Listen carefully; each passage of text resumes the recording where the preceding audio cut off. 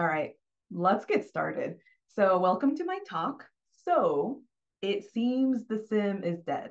Well, let's see, shall we? As for the results of the poll, how familiar are you with SIEM? It looks like we have a mix of different exposures to SIEM. So I'll try to strive on being a bit more balanced here. This talk is meant to be more educational, so I'll be sure to explain the concepts pretty well. With that being said, if you have clarification questions or areas where you'd like me to dive in deeper, please do not hesitate to put them in the chat. All right, I've got to do a quick disclaimer here. This presentation is a reflection of my own opinions and not my company's. All case studies and data will be cited throughout the presentation and at the end in a resource slide that I have. All right, so what are we going to cover today? Obviously, before we can answer our titular question, we do have to understand what SIEM is, how it came to be the data ingestion methodology of choice for security teams, how it's evolving in the security space today, what the landscape looks like, and why we have so many different ways to ingest data today. So we will go into the pros and cons of each contender you see here, as well as the use case for why you might use this data ingestion methodology as opposed to SIEM. There's going to be a large assumption that I'm talking to folks more knowledgeable in security. So I will be spending a little bit more time in data lakes and observability, as these tools haven't always been traditionally used in security. We are also going to review some action items and takeaways. Now, I already mentioned, like just a minute ago, that you can feel free to go ahead and queue up your questions in the Q&A section. I'll try to answer them throughout the talk as they make sense. But if not, we're going to have that formal Q&A session at the end as well. All right, before we dive in, I want to tell y'all a little bit about myself and why I wanted to create a talk around this in the first place. So I'm Luz Angeles, first generation Mexican American in cybersecurity for nearly a decade now, based out of the beautiful tech and cybersecurity hub of Austin, Texas. I have always been a defender and advocate. It is astounding to me how quickly insidious malicious actors continue to grow unfettered. I've seen not only my own clients and customers be affected by these threats and malicious actors, but also my friends and family.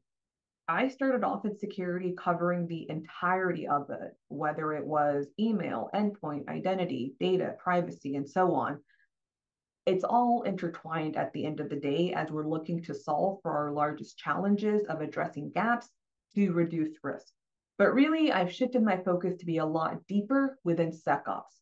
I approach it from the SOC perspective, and whether we'll go the route of building the SOC in-house through process policy workflows and tools like EDR, XDR, SOAR, and of course, SIEM. I talk about SIEM and effective data ingestion and monitoring nearly every single day. Not only is it a part of my role, but I'm also utterly fascinated by this area and how it continues to evolve and innovate to address challenges. Let's see. I am also passionate about promoting women and people of color into cybersecurity. I am the president of the local Austin WESIS affiliate, Women in Cybersecurity, and I also serve as co-chair of my company's ERG Wish, which is our mission of connecting and celebrating the diversity of women in tech. And by the way, please feel free to connect with me. I love seeing women in cybersecurity do their thing, and I love to celebrate their accomplishments and share inspiration and get motivation out there. All right, let's get into it. Now, one of the reasons I wanted to do this talk in particular was because of what happened with Splunk. Now, if you're not familiar with Splunk, they're one of the strongest standing leaders in the SIEM space. In September of last year, they were acquired by Cisco. With that trigger, on top of so many other challenges that we'll get into, so many organizations wanted to explore all of these alternatives that they were hearing about from other solution providers in the space, that they could do it faster, cheaper, more effectively, and all around more better. Confidently understanding this space is vital, as SIEM and its variations serve to give holistic visibility into entire environments, no matter how complex or distributed that they are. It also enables SOC teams to detect and respond effectively and efficiently.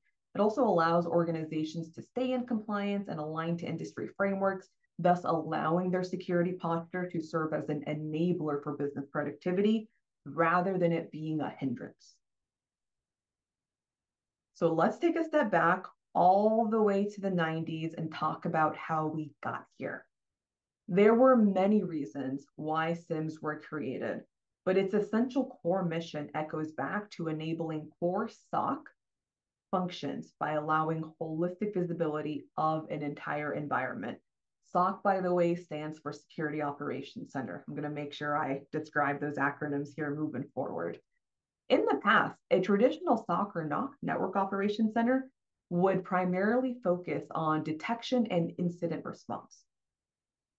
Network Operations Center focused more so on availability as their primary objective, and this largely included network device management, performance monitoring, and not necessarily detecting and responding to security activity or incidents yet. But that did quickly change. Now, as we moved from NOC to SOC, it became absolutely vital that certain areas, like the military, for instance, did not get infiltrated by malicious actors. Soon after, anyone with anything worth stealing also became targets like enterprise companies, and especially certain sectors like finance. Going into 2005, as SOC operations became normalized, SIEM was officially coined by Gartner and the ISMS Information Security Management Standard. They added compliance into SOC objectives, as well as inspection firewalls, anti-spam, vulnerability management, and IPS intrusion prevention services. They are also added for enabling monitoring and response actions. So what is SIEM and what does it do? A security incident event manager ingests, collects, contextualizes, correlates, parses, and analyzes security-related data across the entire network and provides insights to detect, respond, and remediate against indicators of attack and compromise. All types of event sources can be ingested, such as flow data, event logs like user logins or file access to changes to critical system, traffic and firewall logs. It can also ingest data generated by applications, both agent and agentless solutions, as well as other sources such as threat feeds and telemetry. All of this is converted into actionable data via dashboard visualization with real-time insights for monitoring and, for some SIEMs, even automated workflows. But let's not get ahead of ourselves here. The benefits of having a SIEM tool became really clear pretty quickly. They offer centralized visibility because they're collecting and aggregating security data from various sources, providing that centralized view of security. And this enables security teams and SOC operations to detect security incidents and threats quickly and effectively. They also provide real-time monitoring. They also provide threat detection, so using advanced analytics and correlation algorithms to detect potential security threats and anomalies in user behavior. This helps organizations identify and respond to security incidents before they cause significant damage. It also helped organizations abide with compliance. We have to meet regulatory compliance requirements by providing audit trails and logs of security events. This can obviously be a really big use case for any kind of industries that are subject to strict regulatory requirements. It also helped automate incident response workflows, enabling security teams to respond to security incidents quickly and effectively. This can reduce the time it takes to detect and respond to security incidents, thus minimizing the potential impact of an organization. All right, now with ICMS, with ISMS, and many others after, many aspects of SIEM were and are largely being driven by compliance. This served to introduce a less functional, but still technically compliant version of SIEM called a log event manager, which still acts as a log repository to collect and parse security event sources. And to be fair, it did provide decent monitoring, but was less thoughtful in its SOC-minded execution. whereas SIEMs still meet compliance needs, but are also much more intentional and are driven by enabling SOC operations. Now, from 2007 to 2013, we're starting to see a shift to a more proactive approach.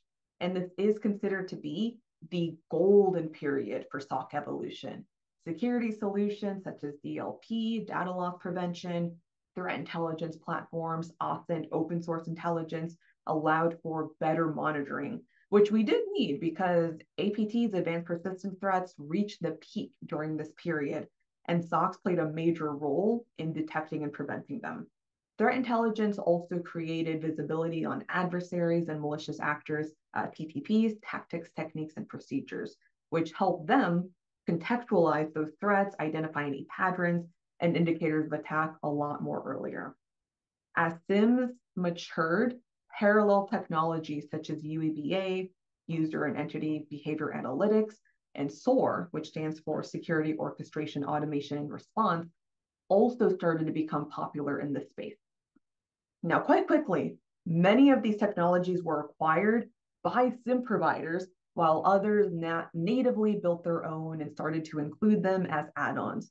Now, some vendors will refer to this as next generation SIEM, but I won't go there as I have yet to see this be largely standardized. These two technologies in particular, though, were huge and revolutionary to SIEM evolution. With the introduction of UEBA, SOC teams got a much more powerful grasp on suspicious and abnormal activity against the baseline of what normal activity would look like. Am I, Luz Angeles, logging in from my typical Austin, Texas-based office, or am I logging in from Ukraine, right? You can get a sense of what's considered abnormal there. SOAR allowed for orchestration of multiple point solutions.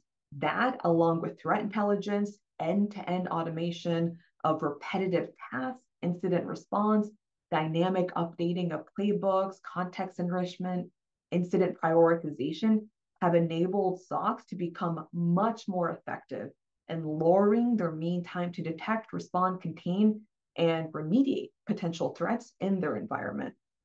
Now, the SIEM does continue to evolve alongside with SOC operations. I will say I consciously chose not to include AI in this evolution here, because although we are seeing the use of generative AI prove promising when it comes to helping security analysts, especially less tenured ones, learn how to utilize these tools faster, there's still a lot that needs to be done to be fleshed out in this space, whereas even SOAR still needs to be further built out due to so many low code, no code, bilateral integrations on top of other growing usability benefits.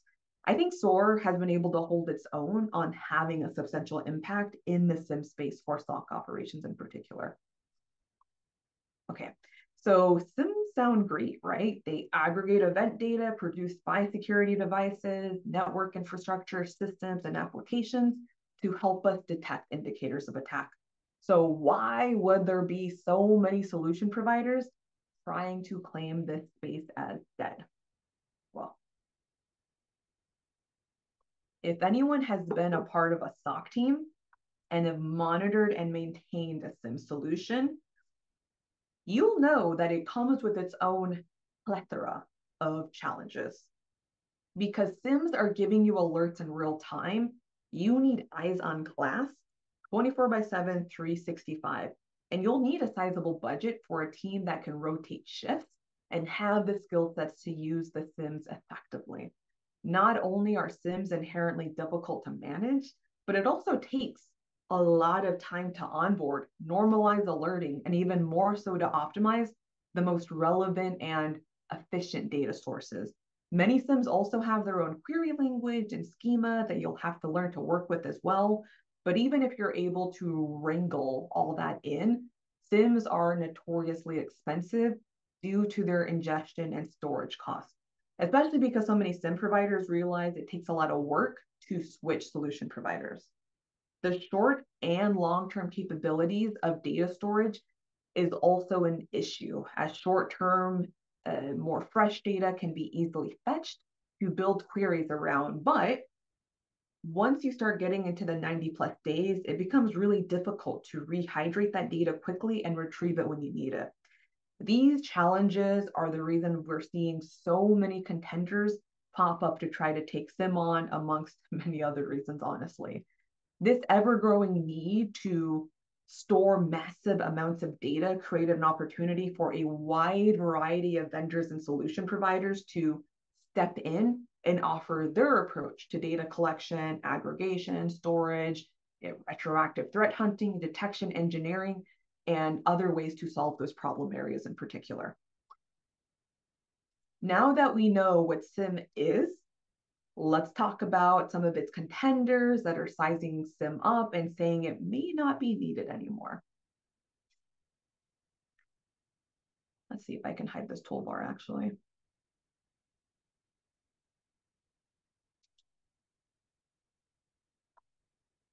Oh goodness. Let's see if I can pull it up on this screen.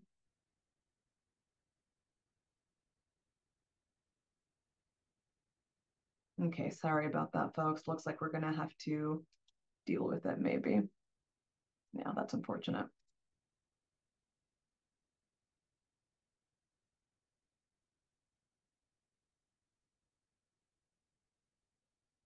Okay, maybe I'll try to figure it out here during one of our next polls. But with that being said, I want to intentionally start with XDR because this is where I get the most amount of questions. And I'm a little bit biased in having respect for this approach because it's so SecOps focused and of course SOC oriented. XDR, which means extended detection and response, was created due to limitations around previous iteration of EDR, endpoint detection and response, which was hyper-focused on the endpoint. This is great because endpoints are a huge attack vector for malicious actors, but XDR aims to solve that problem by extending beyond the endpoint and collecting more telemetry, such as firewall and network traffic, hybrid identities, cloud applications and workloads, email, data stores, etc. A powerful use case for XDR is zero trust. And zero trust aims to protect all organizational resources through authentication instead of just guarding access to the corporate network. Using XDR platforms with zero trust capabilities, organizations can achieve a much more granular, effective security, including for remote access, personal devices, and third-party apps. Another great use case here is graph data, which is great for mapping threat actors to behavioral use cases and asset relationships. All of this cannot really be done with traditional SIEMs yet. The problem here is that every XDR solutions provider has its own definition of XDR and what exactly it'll cover. Some of them can capture firewall traffic beautifully while others can't. Some are stronger in ingesting cloud analytics or integrating into identity workflows, and some do vice versa, etc. They all have their strong areas and weak areas. A pro here is also a con. So although integration is what makes XDR powerful in their ability to create automated playbooks, it's also the source of their weakness, as you need that pre-built connector to create workflows. If it's not already built, you can't automate it. You also have to be mindful of your ability to showcase compliance, especially when it comes to storage. The typical default for many EDR and XDR solutions are 30 days, but compliance dictated a lot more. And some of the XDR vendors that are flexible here really milk those storage costs. All right, doesn't look like there's any questions on XDR, so we're going to go ahead and move on here. Yep, you've definitely heard of XDR, I'm sure. See it everywhere. All right, we're going to move on to data lakes, and buckle in for this one, folks, because we're going to have some side tangents here. I wanted to transition into data lakes because they showcase a long-standing, powerful way that non-security teams such as marketing, finance, etc., DevOps have been able to utilize data for their own insights and benefits. A data lake is a storage repository that holds a large amount of data in its native raw format. It employs a flat architecture, which allows you to store raw data at any scale without the need to structure it first. The lack of structuring it is a pro and a con, but we'll talk about that in a bit. The data lake stores are optimized for scaling to terabytes and petabytes of data. The data typically comes from multiple sources. It might be structured, semi-structured, or completely unstructured.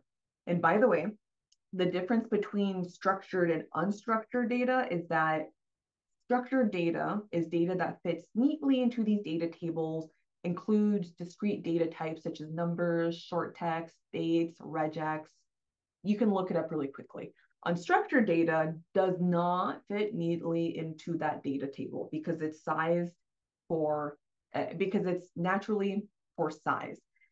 For example, audio and video files or large text documents. If you've had to deal with like GDPR or state privacy laws, then you're probably quite familiar with how much of a pain unstructured data in particular can be. Now, the idea with the data lake is to store everything in its original untransformed state. This approach differs from a data warehouse or a SIEM, which transforms and processes the data at the time of ingestion. A data lake can be an excellent source of telemetry for a data warehouse or a SIEM or an XDR tool in a way that's very similar to an ETL methodology, which also plays in this space. And yes, quick side tangent on that. ETL stands for extract, transform, and load, which facilitates the ingestion and transformation of data to be done in the same place. So they're trying to get this all done in one fell swoop here. For relational data, that is data that is related to a single event, like a user logging in remotely and like producing AD, VPN, traffic telemetry, etc.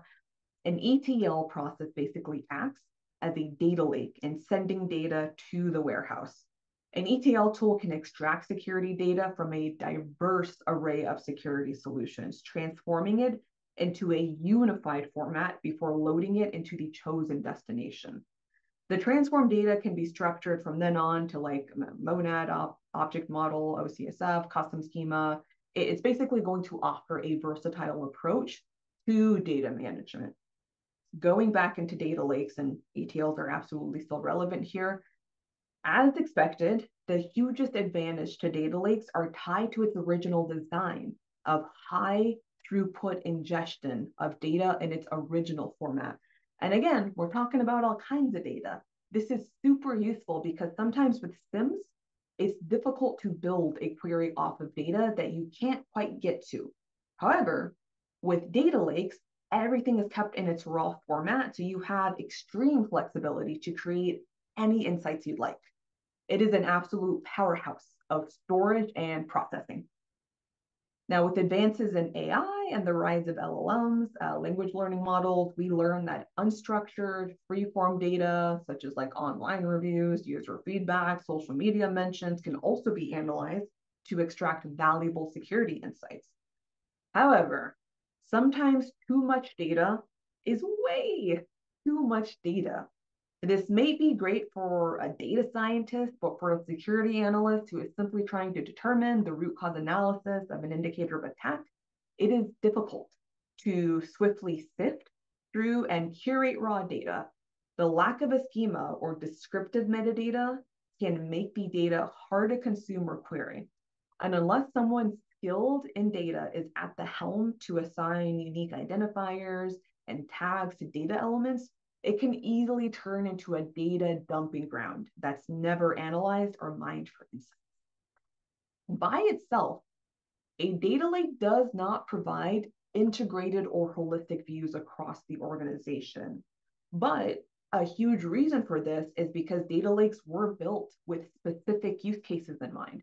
They were meant to be siloed, but as more individual groups within an organization build out their own individual data lakes, you quickly start to realize it's inefficient and costly. Many data lake solution providers, and the next contender we'll talk about here in a second, have also started to build out their own use cases around security. For example, data lakes are often used in event streaming or IoT, Internet of Things, because they can persist large amounts of both relational and non-relational data without transformation or schema definition. They are built to handle high volumes of small rates at low latency and are optimized for massive throughput. On the other hand, we're seeing XDR solution providers start to build out their own data lakes around a common taxonomy for security-driven telemetry as well. There is a lot of promise here. The ultimate vision for data lakes are data portability, where organizations can take back the power to move from one vendor or solution provider to another while having full autonomy over their data lake. However, we're not quite there yet, but we are starting to see SOC teams use a combination of SIEMs for analysts who are familiar with the tool and interface on top of a data lake where you can still derive analytics. So for example, while some data such as security alerts would still go to the SIEM, logs and telemetry not needed there could be stored in a data lake or other cost-effective storage. There are also a couple of solution providers that are fully bought into the data lake approach and are announcing themselves as next-gen SIEM, but they have their own shortcomings and have yet to showcase a fully malleable data lake approach. We'll leave it at that there. Any questions on data lake before we move on?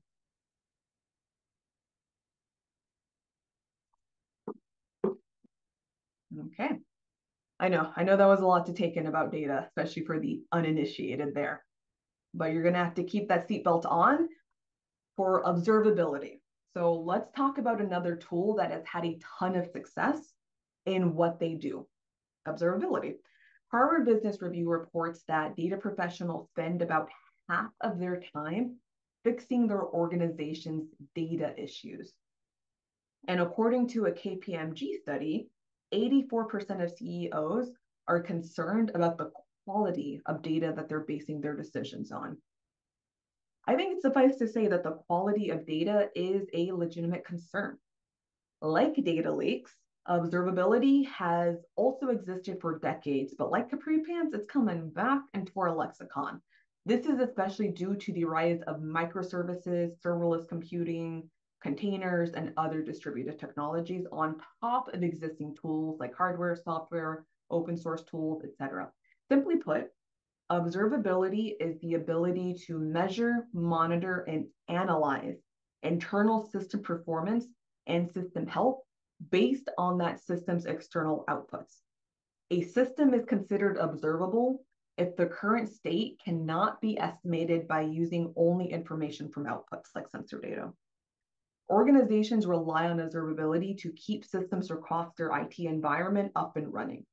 Like according to a State of Observability report, as many as 87% of organizations now employ specialists who work exclusively in this space. Now, observability uses 3 types of telemetry data. We have metrics, logs, and traces to provide deep visibility into distributed systems and allow teams to get to the root cause of a multitude of issues and improve the system's performance. Now, let's go ahead and start with logs here because it should be the most familiar. A log is a text record of an event that has happened at a particular time and includes a timestamp and a payload that provides context. Logs are also typically the first place you look when something goes wrong in a system, hence why they are the backbone of SIEM. Metrics is a numeric value measured over an interval of time and includes very specific attributes such as timestamp, names, KPIs, and values. And unlike logs, metrics are structured by default, which makes it really easy to query and actually optimize for storage, giving you the ability to retain them for longer periods. The popular metrics could be CPU utilization, latency, network traffic, user signups, etc. Now let's talk about traces. A trace represents the end-to-end journey of a request through a distributed system. As a request moves through a host system, every operation performed on it is called a span. It's encoded with important data relating to the microservice performing that individual operation. Traces also allow the profiling and observation of each system component, enabling the root cause analysis and easier discovery of bottlenecks and interconnection issues, for example. Across the last several years, organizations have rapidly adopted cloud-native applications and cloud-native infrastructure services in the form of microservices, serverless and container technologies, etc. Tracing an origin in these distributed systems requires thousands of processes running on the cloud, on premises, or both. But Conventional IT monitoring techniques and tools struggle to track the many communication pathways and interdependencies between observability, between the distributed architectures. Now, what is the difference between observability and monitoring? Monitoring is the act of observing a system's performance over time. Monitoring tools collect and analyze system data and translate it into actionable insights. Monitoring technologies such as application performance monitoring, APM tools, can tell you if a system is up or down or if there's a problem with application performance. Monitoring data aggregation and correlation can also help you make larger inferences about the system. Load time, for example, can tell developers something about the user experience of a website or an app. Observability uses the data and insights that monitoring produces to give holistic understanding of your system, including its health and performance. The observability of your system then depends partly on how well your monitoring metrics can interpret your system's performance indicators. Another important difference is that monitoring requires you to know what's important in advance. Observability lets you determine what's important by watching how the system performs over time and asking relevant questions about it. Observability is better suited for the unpredictability of distributed systems, mainly because it allows you to ask questions about your system's behavior as issues arise. Like, why is X broken? Or like, what's causing latency right now? Now, let's talk about some of the benefits that observability in particular can provide, especially because it already has supported use cases like DevOps. Because of the visibility it provides into the entire architecture from third-party apps and services to their own that they're building in-house, that is. This not only enables DevOps teams to more easily fix and eventually prevent problems, it also fosters a greater understanding of system performance and how it shapes a better customer experience. For security teams, observability creates more accurate post-incident reviews, as well as parties can examine document records of real-time system behavior instead of piecing events together from siloed individual sources.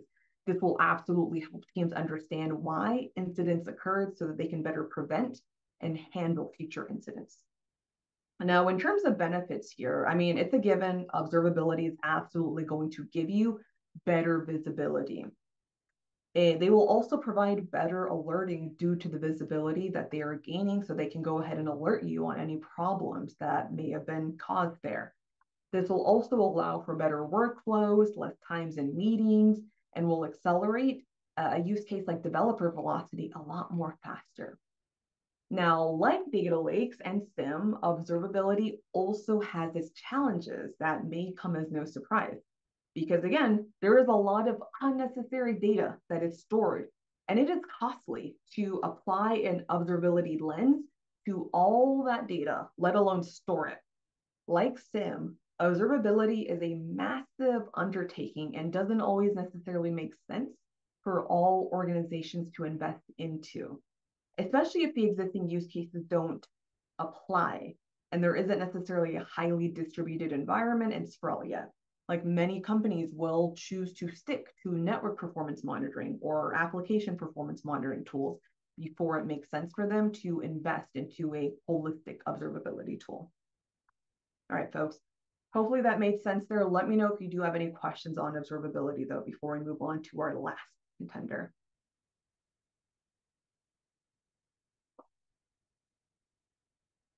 Yep. Observability is absolutely used by networking teams as well. Provides a ton of data insights. All right, folks, let's go ahead and move on to our last contender. All right, last but not least, SIEM as a service, which, yeah, is also known as a version of MDR, which stands for Managed Detection and Response, is the last one here. The only thing I talk more about than SIEM is MDR. I had a whole talk about this in particular at the previous Day of Security conference, so please feel free to check that out on YouTube if you want to explore all the different variations within that area, because there are a lot.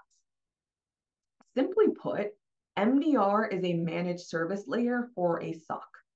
At this point, it shouldn't be surprising to hear that there is a managed service layer for SIEM. A recent Diego Poneman report showed that 78% of cybersecurity professionals state that working in a SOC is quote unquote very painful due to the stress of excessive duties and inexperience dealing with them. SOCs inherently require a team of people. Typically, you're going to need at least a minimum of 6 people, like 2 for monitoring, 1 for investigation, 1 architect, an engineer, an administrator, and a SOC manager. Now, all those roles include different titles, such as like security operations officer, analyst, operations lead, etc. With people and skill shortage being a rampant problem, it is not easy to hire unskilled analysts and retain them. Balancing alert overload is also time consuming and exhausting. The typical goal in a SOC is to increase your ability to detect threats faster and use those indicators of attack and compromise to remediate and contain the threats quickly and effectively as well. Now, first off, you're always on alert with your head barely above the surface. It's difficult to figure out how you can improve that, but that is the goal despite the pressure. All of these challenges compound on top of each other, meaning your ability to do any kind of proactive activity becomes difficult. It's already challenging to be effectively just reactive in meeting your baseline target metrics and goals. According to Gartner, MDR services provide customers with remotely delivered SOC functions. And these functions allow organizations to rapidly detect, analyze, investigate, and actively respond through threat disruption and containment. They offer a turnkey experience using a predefined technology stack that you see here on the screen that commonly covers endpoint, network, logs, and cloud. So you start getting your return on investment quite quickly once your environment is baselined. Telemetry is analyzed within the provider's platform using a range of techniques here. This process also allows for investigation by experts skilled in threat hunting and incident management, who deliver outcomes that businesses can act upon. Now, there are some cons here. Like first and foremost, they are expensive, but that is expected with a service that is essentially acting as an extension of your SOC team. Some delivery models may have inaccessible SIEM backends as well. You might have heard of them as being referred to black box. And last but not least, especially for teams that actually do want to build their own SOC operations in-house, the longer you're investing into a SIEM as a service model, the more you're taking away from your budget going into building up SOC operation tooling piece by piece over time. Because at some point, you're going to have to start. All right, folks, I'll leave it at that with MDR to be mindful of time, but though that concludes all of our contenders here. All right, so this slide serves as both a transition and a poll. So now that we've gone through some of our contenders and have a good understanding of of ways that companies are innovating their approach to optimize data ingestion and output, I'm curious to hear what y'all think. So we'll give it a minute here. After hearing about all of these contenders, who do you think wins the data ingestion and SIEM madness here? Oh, thank you for answering fast here on the poll. We'll wait for one more. Okay. Oh, these results are interesting. Okay, so we have a good mix between SIEM, XDR. XDR is a little bit surprising to see that a couple of you are seeing that one as the replacement here, and MDR. I think MDR is absolutely really popular. There's tons of solution providers out there nowadays as well. All right, let's go and move on to the next slide here. So, in a recent survey conducted by Cybersecurity Insiders, 87% of respondents stated that they plan to either maintain or increase their SIEM spending in the coming year. So is SIEM dead? No. Data is central to security. Without reliable access to security telemetry, organizations cannot understand if their stack is correctly configured, detect threats, or retroactively hunt for security incidents, to name a few. One of the biggest challenges security teams run into is deciding what data to collect, what data to store, and for how long. The struggle is real. Like security practitioners never know how long it will take for them to figure out that their organization has been breached. If they ever need to go a year or two back, they need to have that data to recreate what happened, understand the full scope of the impact, and remediate the incident.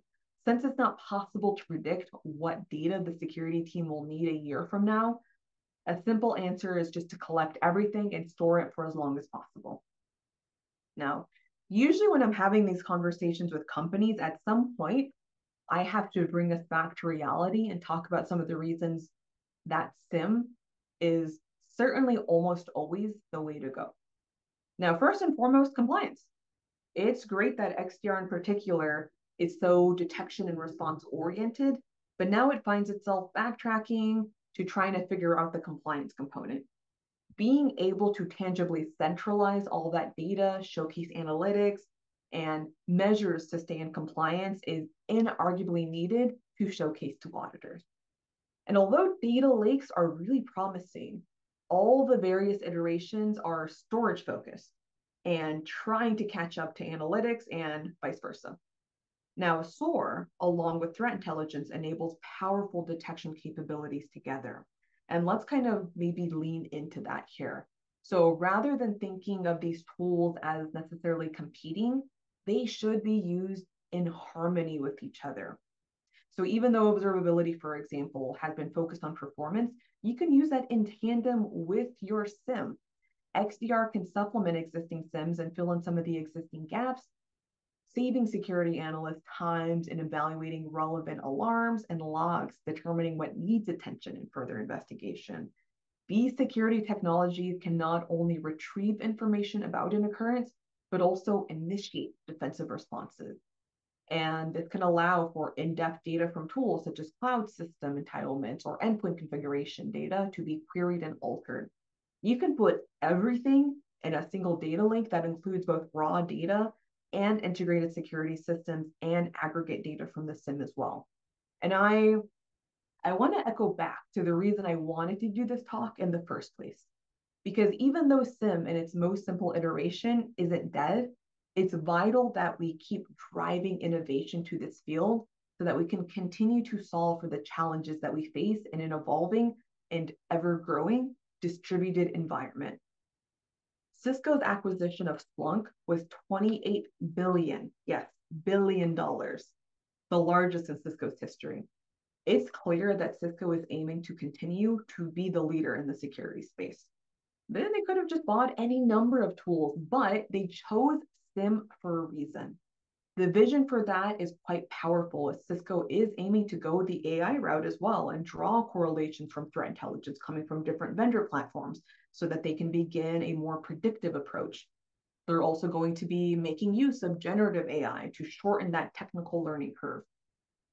Going through all of this, I hope you've been able to learn just how complex data can be, why this is clearly a challenging area, not just for security teams, and how some solution providers will nickel and dime you on every charge possible, from ingestion to egress to storage to applying automation on that data, etc., which forces us as consumers to compromise on the data we want to prioritize based on our use case, or even paying for an additional tool set like an ETL to help us deduplicate and automate that data. These contenders are vital to ensure that both SIEM solution providers and those in the data ingestion field trying to embrace security use cases are providing new ways to not only enable our SOC teams, but also to put the power back in our hands as consumers that need to use these tools in a functional way that's cost effective and can serve as a driver for our business. So with that, I'm looking forward to SIEM continuing to evolve in tandem with all these different aspects that we talked about today.